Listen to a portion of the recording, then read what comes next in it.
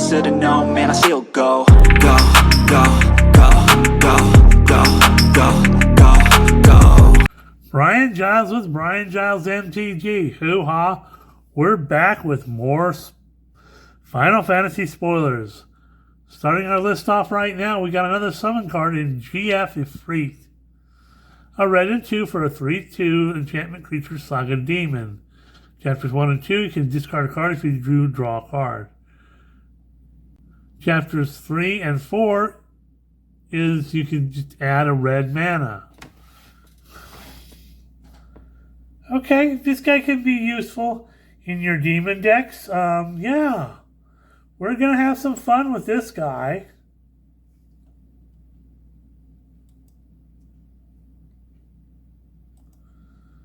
So we got side quest, Hunt the Mark. It's a 2 black and 3 for an enchantment that reads, when it enters, destroy the one target creature. Beginning your end step, if the creature died under an opponent's control this turn, create a treasure token. If you control 3 or more treasures, transform this enchantment. Now, it doesn't have the backside yet, so I don't know what that's going to be, but definitely would be good in a treasure-focused Prosper deck. Next up is another insane card in Ancient Adamant Tortoise.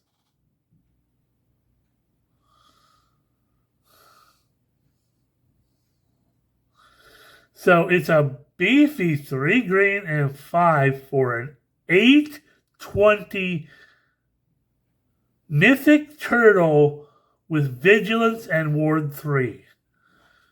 Damage isn't removed from this creature during cleanup steps, so it still keeps its damage. All damage that would be dealt to you and other permanents you control is dealt to this creature instead. When this creature dies, exile it and create 10 tapped treasure tokens. What? Your stuff gets protection. It's got a big booty of 20 that you can boost it up even more with all sorts of cantrips and stuff. Prevents all damage to you and other permanents you control. It's got vigilance, so you can attack with it and still keep it,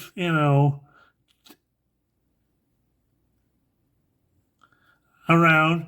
It's hard to get rid of at ward 3, and when it eventually dies, you get 10 treasure tokens. You get more than your investment into it, because it comes out at 8, but you come back at 10. And it's in green. If you're not ramping in green, you're playing wrong. Good God. This thing is not going to be abused at all.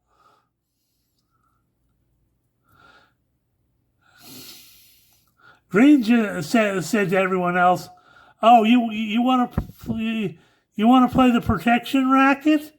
I got protection racket for you." Damn.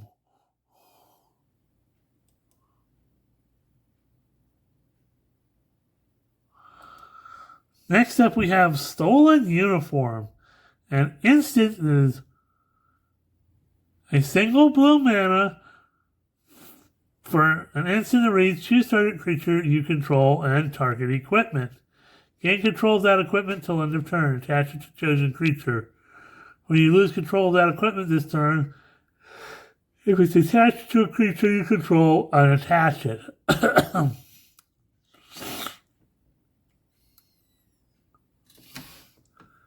So this guy just basically steals his equipment from wherever. Hoo-ha. Oh, you just put your Aether Pre-Win out? Or your Ultima weapon? Yeah, this single blue mana. I get to steal it for a turn.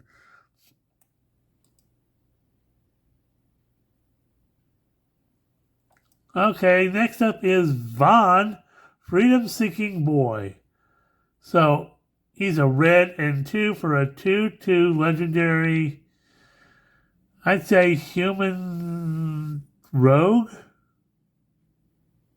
Maybe scout? I don't know. So whenever one or more scout, pirate, and or rogue creature you control deal combat damage to a player, exile the top card of that player's library. You may cast it.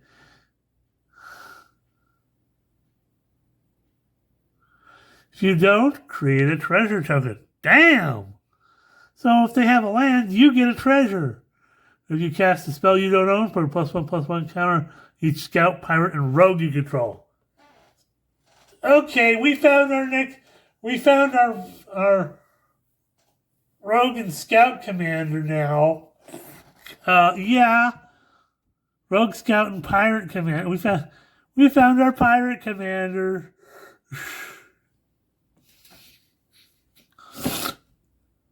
This guy in a commander setting, this guy can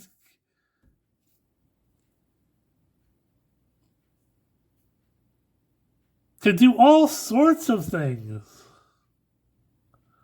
I mean, talk about making somebody unblockable with Rogue's Passage.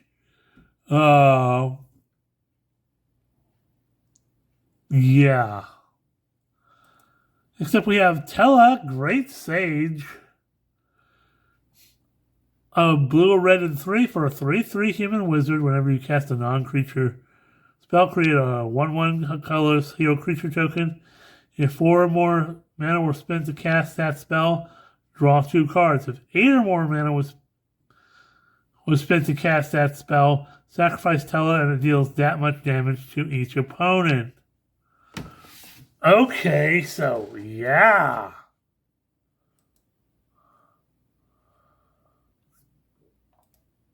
Then we have the Gold Saucer.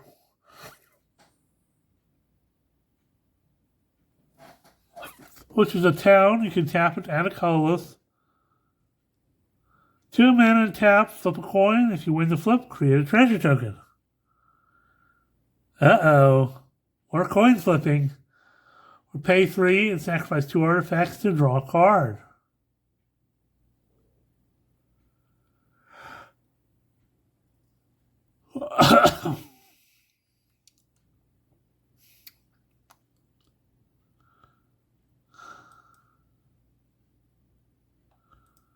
We have the Lunar Whale.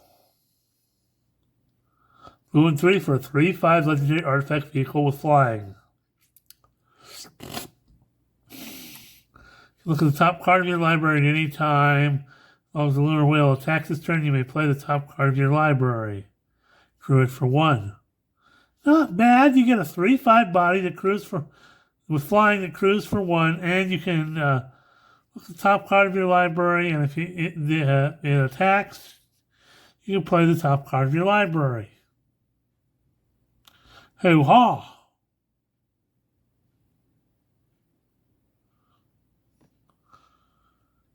Next up, we have Vane's Treachery.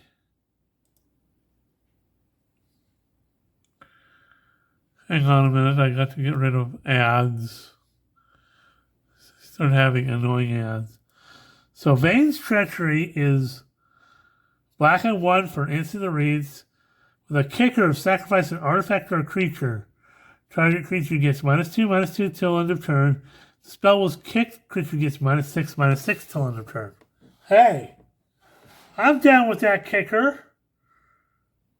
I'm thinking in your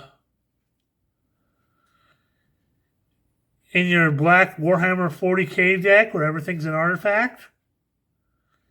Yeah, this is a removal include. Hoo-ha.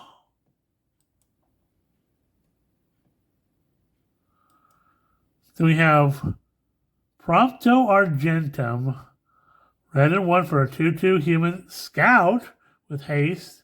When you cast a non-creature spell, if at least 4 mana was spent to cast it, create a treasure token. Okay.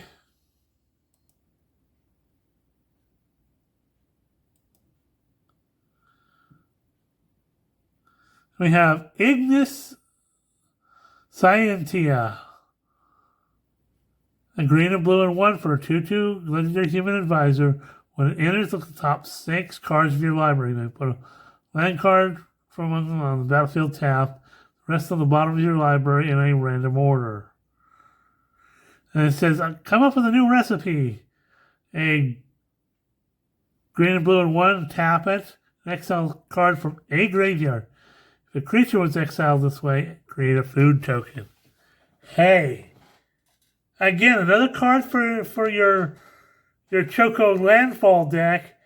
And he can create a food token by exiling cards from your from graveyards.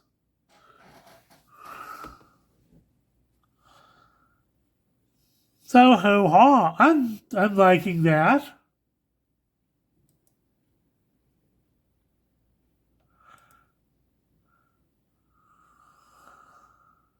Charlatan, Nation of Scholars. The town that enters tapped, you can tap it for white or blue. We got Treno, Dark City, town, and enters tapped, tapped for blue or black. Vector, Imperial Capital, says, whoa. Sorry about that. Somehow an ad just went all popsy on me. So Vector Imperial Capital is a land that enters tapped. You can tap it for a black or a red. Ooh-haw.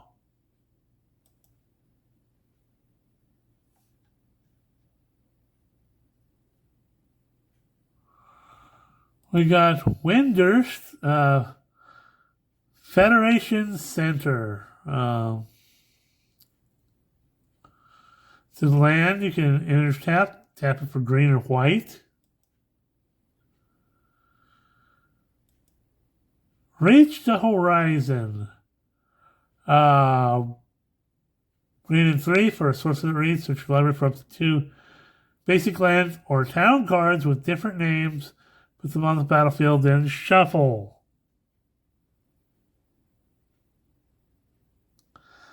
Okay, so more ramping. Because ramping. Because everything is about ramping. Hoo-ha.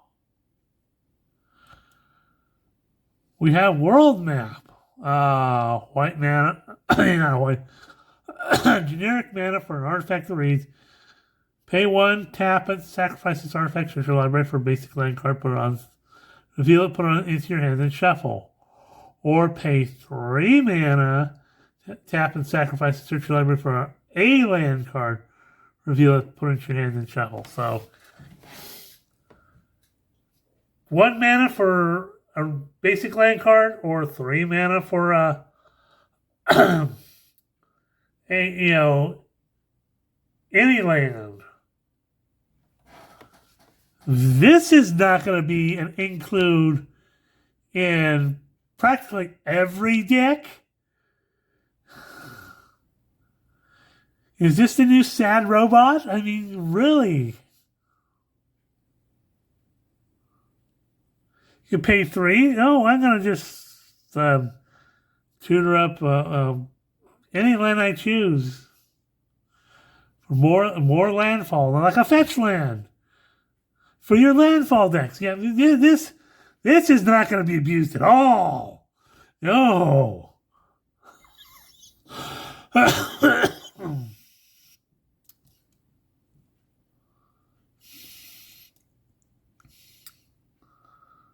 Next up is Weapons Vendor.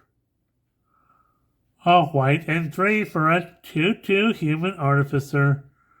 When it enters, draw a card. Okay. In combat on your turn, if you control equipment, you may pay 1 generic. When you do, attach target equipment you control to target creature you control. Hey, I like that. Not gonna lie. More,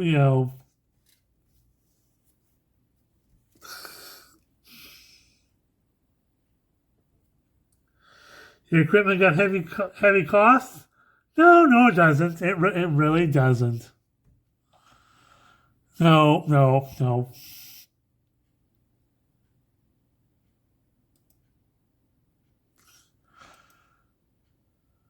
Then we have another card from the bonus sheet in Noctis Lucius Calum, which is Kenrith the Returned King. So white and 4 for a legendary human noble with pay a red. All creatures gain trample and haste till end of turn.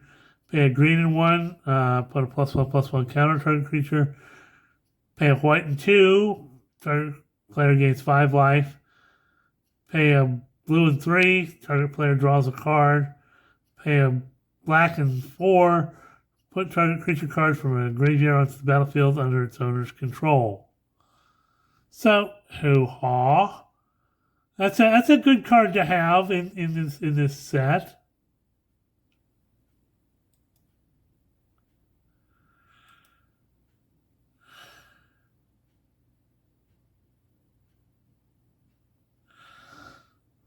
Next up, we have the Regalia from Final Fantasy 15.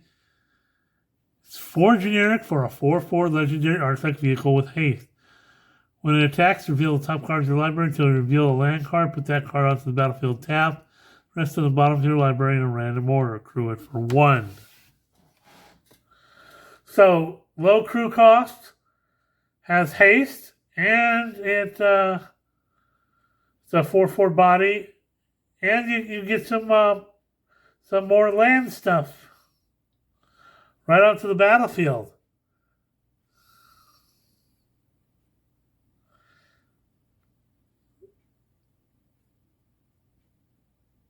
So I'm gonna say hoo-ha. Yeah, this is definitely gonna be used in landfall decks and for a crew of 1 for a 4/4 for 4 and haste. Not gonna lie. And you get more lands and you get some more ramping. So hoo-ha.